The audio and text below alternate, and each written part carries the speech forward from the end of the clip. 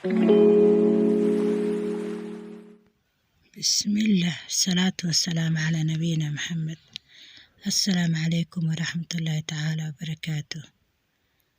walaalayaal waxaan ka hadlayaa mowduuc aad u wanaagsan. waa riyooyin haddaa aad ku riyootid kheyr badan, farxad badan kuu tilmaamay. aniga waan jeclaan lahay riyooyinka noocan oo kale inaan ku riyooda, idinkana waad jeclaan laheedeen. sababtoo ah riyooyinkan waa riyooyin aad bishaaro kuuga ah. qof naga mid ah oon farxad jecleen ma jiro. adduunkana sidiisaba waa daaral imtixaan. inta badan dadka ma faraxsano. sidaa darteed riyooyinka markaa ku riyootid waxay kuu tilmaamaan farxado badan. si aan farxado badan u helno, waa jeclaan lahay riyooyinka inaan ku riyoon. marka riyooyinkan oo kale maadaama ay farxado noo tilmaamayaan, sideen ku ogaan karnaa? si aan u fahanno mowduucan si fiican u dhegeysto walaalayaal. kabacdi haddaa riyo noocan oo kale aad ku riyootid, bishaarayso inuu riyadaaniiti ay kuu noqon doonto. kabacdi bacda riyadan rabbi farxado kuuga arsaaqi doono. khaasatan qofka murugaysan, qofka diiqadii ciriiri dareemayo, riyadan oo kale inuu ku farxa, inuu ku riyoodo aan dhehe wuu ku farxi lahaa. riyada iyo micnooyinkeeda ayaan ka hadli doonaa hadduu ilaahay idmo. ila socdo walaalayaal.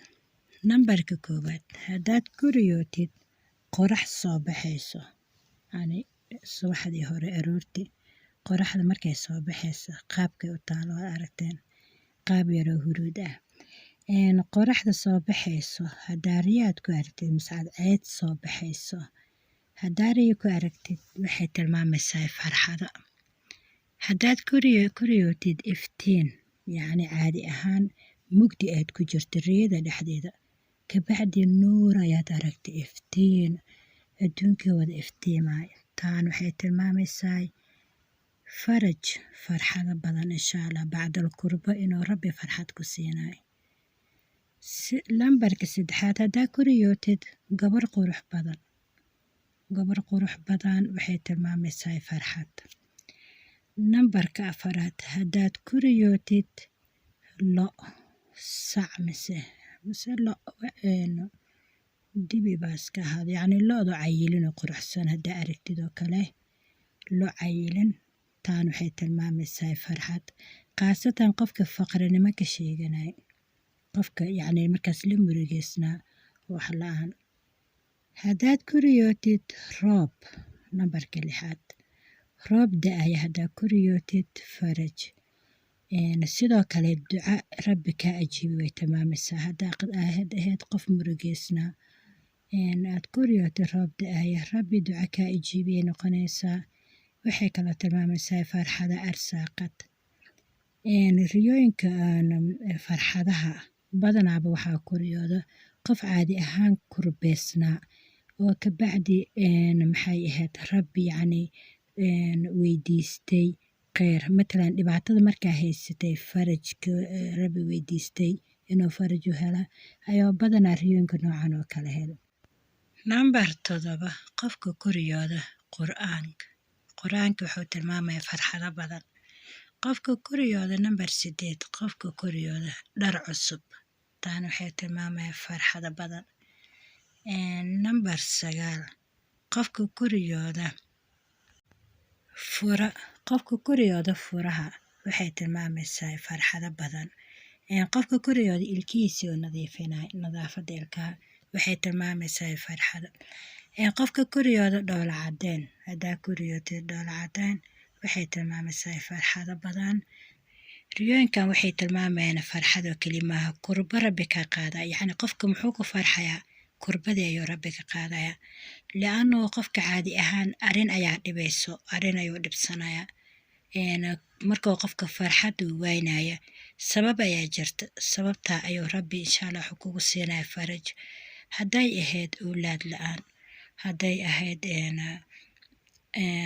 aqoon, waxbarasho, xanuun, faqrinimo, almuhiim qofka dhibaatada noocay doontaa haysato, khaasatan hadduu qofku ducaysto walaalayaal. waxaa wanaagsan markuu qofka murugoodo inuu badanaaba badiyo dikriga rabbigaaga li'annu rabbi aad ayuu u caawiyaa qofka murugaysan qofka xanuunsan qofka kurbeysan rabbi subxaana watacaala aad ayuu garab u siiyaa sidaa darteeda haddaad murugo mise xanuun mise aad isku aragtid walwal waxaa fiican inaad u noqotid rabbigaaga aad albaabkiisa garaacdid intaad bani aadan baryi lahayd si aad farxado badan u heshid nambar 12 qofka koriyooda magacyada oo farxadda wato magacyada ramsigooda uu yahay mise micnahooda turjumadooda ay tahay wax farxad leh aniga hadda ma xasuusto laakiin magacyo badan ayaa jiro micnahooda ay yihiin turjumadooda yacni magaca marka la fasirto farxad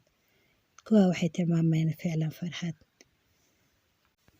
nambar 13 haddaad kuriyootid qof meyd ahaa riyada dhexdeeda qof nool yacni caadi ahaan waaqaca qofka wuu dhintay laakiin riyada dhexdeeda waxaa arkaysaa qofkiioo nool oo aanu inuu dhimanin oo kaleba qurux badan caafimaad qabo adduunkii kula joogo midaan waxay tilmaamaysaa farxado badan nambar 14 haddaad kuriyootid oohinta caadiga maahayaa oo la ooynayo la barooranayo maaha indhahaaga ilmo ka taagan yacni ilmaha indhahaaga ayaa ilmeynayo keliya oohin saa u weynoo yacni oo maahan waa oohin degan oo qabooban haddaa riyaad ku aragtid waxay tilmaamaysaa farxado kuu soo socdo nambarka 15 haddaa kuriyootid xaflad meel xaflad ku jirto dadka dhan wada faraxsan yihiin ficlan farxaday tilmaamaysaa nambarka 16 haddaa kuriyootid familkoo isku imaanayo yacni sidii casuumo kale guriga ku jirto dad badan waxaad wada cunaysaan waxaad wada cabaysaan waad faraxsantihiin ficlan taana farxaday tilmaamaysaa iyo faraj